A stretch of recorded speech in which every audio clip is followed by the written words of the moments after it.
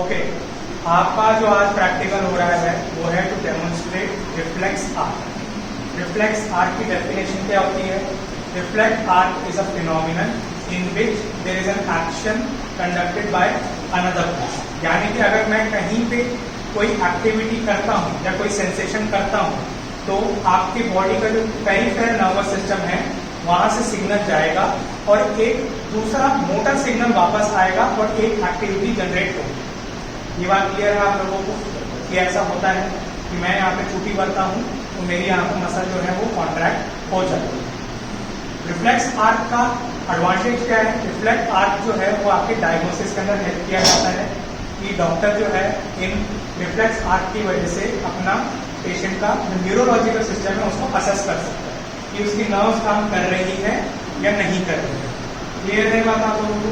बहुत तरह के रिफ्लेक्स आर्क होते हैं, जरूरी नहीं है कि हम फिजिकली उसके साथ कुछ करें। कई बार हम पेट के अंदर जो हमारे स्ट्रेच रिफ्लेक्स होते हैं वो भी काम करते हैं। जैसे खाना आप इंजेस्ट करते हो तो आपका स्टमक भी स्ट्रेच कर जाता है ना, तो जब स्ट्रेच करता है तो आपकी एंजाइम्स और जो हॉर्मोन्स हैं वो रिलीज होते हैं। तो ये जरूरी नहीं है कि सिर्फ फिजिकली हमें कुछ करना पड़ता है, बॉडी के इंटरनल भी ये चीजें होती हैं। क्लियर है बात? यहाँ पे मैंने डायग्राम बना रखा है, ये बहुत ही सिंपल एक डायग्राम है जिसका नाम है नी। नी यानी कि योर घुटना। Okay, jerk. Now what is jerk? Jerk means when your leg move like this. समझ आई? Knee jerk reflex. क्लियर है? इसके नाम में ही ये चीजें हैं कि ये क्या एक्टिविटी करेगा। तो हम नी का मूवमेंट चेक करेंगे, यानी कि हम नी के अंदर जो मसल्स हैं या फिर नी के अंदर जो नर्वस सिस्टम है वो देखेंगे वो प्रॉपरली काम कर रहा है या नहीं कर रहा है। यूजुअली जब पैरालिसिस हो जाता है या फिर कोई हैंडीकैप हो जाता है तो उनका ये मूवमेंट चला जाता है। तो हम लोग ये रिफ्लेक्स करते हैं ताकि हमको पता लग जाए कि उसके नीचे की मसल्स या फिर नीचे की जो उसकी नर्व्स हैं वो प्रॉपरली काम कर रही है या नहीं कर रही है। कैसे करेंगे? हमारे पास एक इंस्ट्रूमेंट होता है जिसका नाम है रिफ्लेक्स हैमर। आप लोगों ने देखा होगा इस इंस्ट्रूमेंट को, हमने पहले भी इसके बारे में जाना है। इस हैमर के अंदर दो चीजें हैं। एक तो ये प्लास्टिक या सिंथेटिक रबड़ का कॉर्ड लगा हुआ है जो कि हिट करने में हेल्प करता है। हिट कहाँ करेंगे?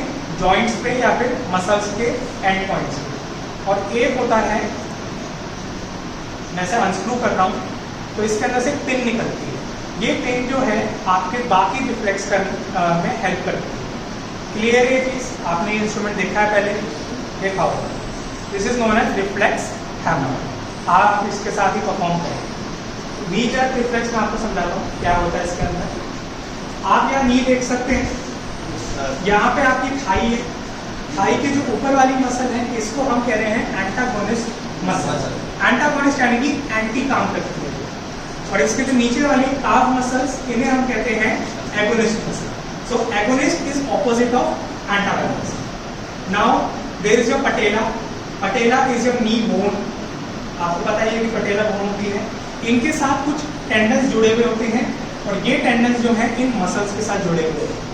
So basically अगर मैं टेंडन्स पे कोई एक्टिविटी करूंगा तो मसल के ऊपर वो रिएक्शन जाएगा, पर डायरेक्टली मसल पे एक्टिविटी नहीं परफॉर्म कर सकता। This is clear? क्या करना है? First we have to prepare the patient. Patient आपके पास आएगा, उसके जो क्लोथ्स होंगे वो ऐसा नहीं होना चाहिए कि ब्लॉक कर दे उसकी नर्व्स को। उसको प्रॉपरली एक पोजीशन के अंदर हमको बैठाना पड़ेगा और उसकी नी है उसको हमें सस्पेंड कराना पड़ेगा। Now what is suspend? Suspend का मतलब है कि एयर में उसकी नी जो है वो लटकती रहती है। समझ आ गया? इसका कारण क्या है? इसका कारण क्या होगा कि आपके जो मूवमेंट है उसमें कोई इंटरफेरेंस नहीं आएगा। Clear? I will take the hammer and I will hit it under the tendon muscle of patella. यानी कि मैं पटेला के नीचे जो टेंडन मसल्स हैं उसके ऊपर हिट करूंगा जिस वजह से यहाँ पे एक इम्पल्स जनरेट होगा। You can see there are neurons है ना? तो न्यूरॉन्स जो हैं यहाँ पे अभी sensory neurons, sensory neurons signal ले जाएंगे और मेरे CNS यानी कि मेरे स्पाइनल कॉर्ड के अंदर चलेंगे। स्पाइनल कॉर्ड को मैं यहाँ पे इंटीग्रेटिंग सेंटर भी कह रहा हूँ। आप लोगों को पता है कि रिफ्लेक्स आर्क में कुछ कंपोनेंट्स होते हैं। सबसे पहला तो क्या है? इफेक्टर, जिस पे आप करते हो। दूसरा है सेंसरी न्यूरॉन। तीसरा है आपका इंटीग्रेटिंग सेंटर। अब इंटीग्रेटिंग सेंटर के अंदर सिग्नल का ट्रांसमिशन होगा और वहां से सिग्नल जो है आपके एगोनिस्ट मसल को जाके कॉन्ट्रैक्ट कर देगा। कॉन्ट्रैक्ट, एगोनिस्ट मसल कॉन्ट्रैक्ट करेंगी, जिस वजह से हमारा जो लेग है उसका मूवमेंट होगा अपवर्ड डायरेक्शन, यानी कि मेरा पैर जो है वो आगे की तरफ जाएगा। क्लियर है? बट ये जो चीज होती है ये सिर्फ एगोनिस्ट मसल के साथ नहीं होती है, इसके अंदर एंटागोनिस्टिक मसल का भी रोल आता है। एंटागोनिस्टिक मसल जो है साइमल्टेनियसली रिलैक्स करेंगे, यानी कि एक सिग्नल यहां से गया तो कॉन्ट्रैक्ट हो गया, वही सिग्नल आगे चल के ऊपर वाली मसल्स को रिलैक्स कर रहा है, तभी ये मूवमेंट पॉसिबल है। ये जो इंटरचेंज हुआ कि एक मसल रिलैक्स करी है, एक मसल कॉन्ट्रैक्ट करी है, this phenomenon is known as reciprocal innervation. Reciprocal innervation. Clear everybody?